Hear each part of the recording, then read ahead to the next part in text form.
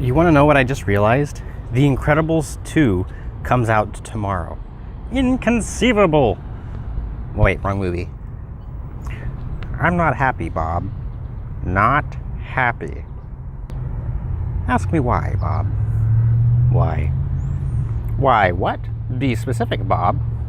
Why are you unhappy? Your customers make me unhappy. Have you gotten complaints?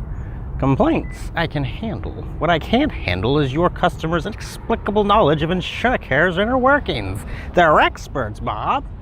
Okay, anyway, I'm done. So today we're going to talk about the philosophy of The Incredibles. Yeah, because I've waited 15 years for The Incredibles 2 to come out, and I've never thought about the philosophy of The Incredibles. Just kidding. I think about it all the time. Stay tuned, because that's coming up.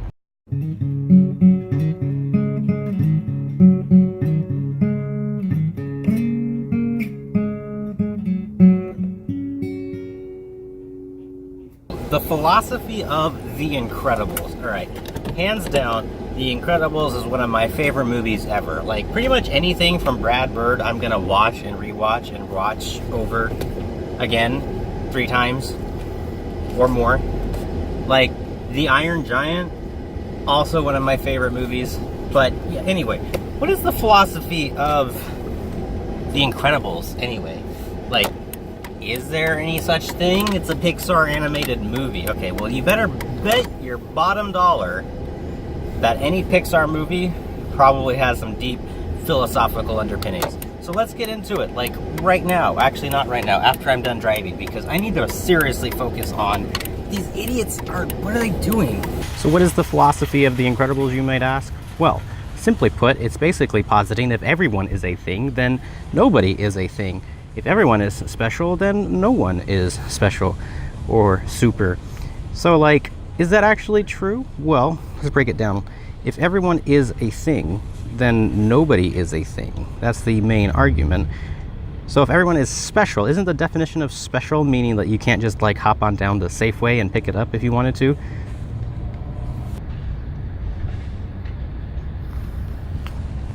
Yeah, I'm pretty sure that's what special means, is that you just can't get it anywhere. You're not just the same as everyone else. It raises some interesting questions, like if everybody is special, then what is the definition of special anymore? And can you have a society where everybody has something, or everyone is super, and it still be like a functioning society? Syndrome wants to make inventions and sell them to the world, right? So everyone can be super. So by giving everyone the ability to be super, he basically negates the idea of being super. So nobody is super anymore because everyone can do amazing, awesome things. So the reason why he wants to do this is because he idolized Mr. Incredible when he was young, and then Mr. Incredible let him down. And so he had this idea or this expectation of what a superhero should be, and the superhero let him down. So his method to destroying superheroes is to make everybody a superhero, or give everyone the potential to be a superhero. Which, if you think about it and you really break it down, that's a really interesting and novel idea. Instead of just going after the person that hurt you, why not take the very thing that that person stands for? Why not take that person's identity and make it meaningless? It's kind of dark when you think about it. When Dash and his mom, Elastigirl, are having conversations about his performance at school, Dash says, "But Dad says that our powers made us special. They're nothing to be ashamed of." And Elastigirl's like, "Everybody's special, Dash." And he just suddenly is like, which is just another way of saying nobody is. Like, think about bees, where there's a colony of them and they're all just going about doing their own thing. If you take out one bee, though, and you look at it, if you didn't know there were millions of other ones, and you were to compare it to, I don't know, another insect, you might say that it's pretty special. It's got special features because some of its features are unique to the bee, the species. If you compare the species of bee to other species of insect, then you could say that it's special. But there's some things about all insects that aren't special. They all have legs, right? So having legs is not special among bees. If every single person was a superhero, then being super would lose its meaning. That wouldn't mean anything because everybody would have it. So therefore, no one would actually be super. The word super would not even be a thing, or it would apply to something else entirely. Now, maybe you don't want to get into like politics and stuff like that, and you don't think things like movies should be politicized, but I mean, we kind of do that no matter who you are or where you're from or whatever. So I want to relate this to the idea that everybody is the same. It's a pretty popular idea, right? Like we're all the same inside, right? So by that definition, we're saying that nobody is special. We're all human. We're all the same. There doesn't need to be any difference between genders or skin color or anything like that, because deep down inside, we're all the same. So what, nobody's special? Because everybody is special? How do we justify this intellectually or philosophically when you want special privilege, but everybody's the same? So which one is it? Is everyone special? Is everyone the same? Or are there certain people that need special attention because they've been oppressed, or because they've had some hard times, or because other people have made their life difficult?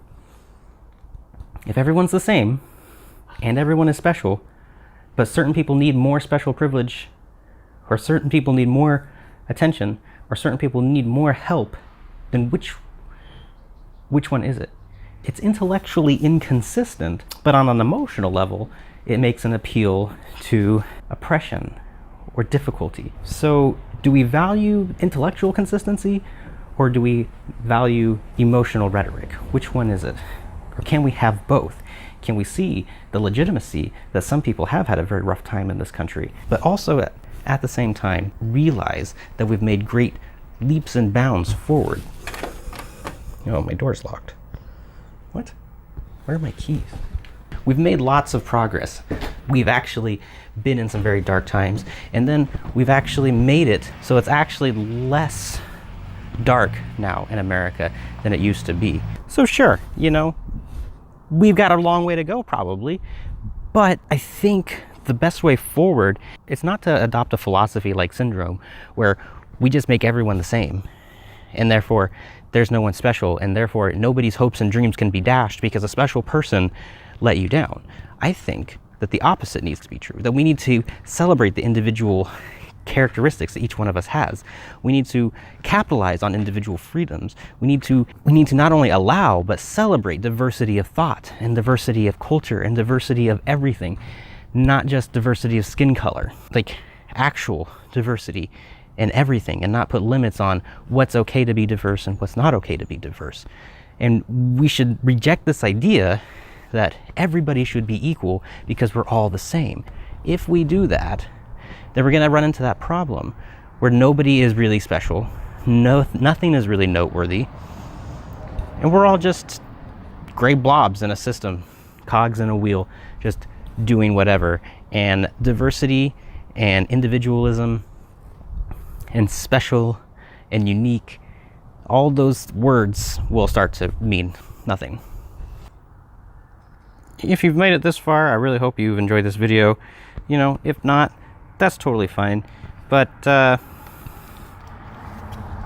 if you did enjoy this video, feel free to drop a comment or a like or a dislike or even a subscription. And with that subscription, click the little bell and you'll never actually miss a notification. Are those wasps building a nest again? No way. Those stubborn little mother... Alright, well that's it for me. That's the video. If you have thoughts or opinions or ideas about the philosophy of The Incredibles, then leave those thoughts down in the comment section. Go watch The Incredibles 2. Make it the most successful Disney film released to date. Break all the records, people, and then come back and tell me what you thought of The Incredibles 2. Until my next video, be reasonable people.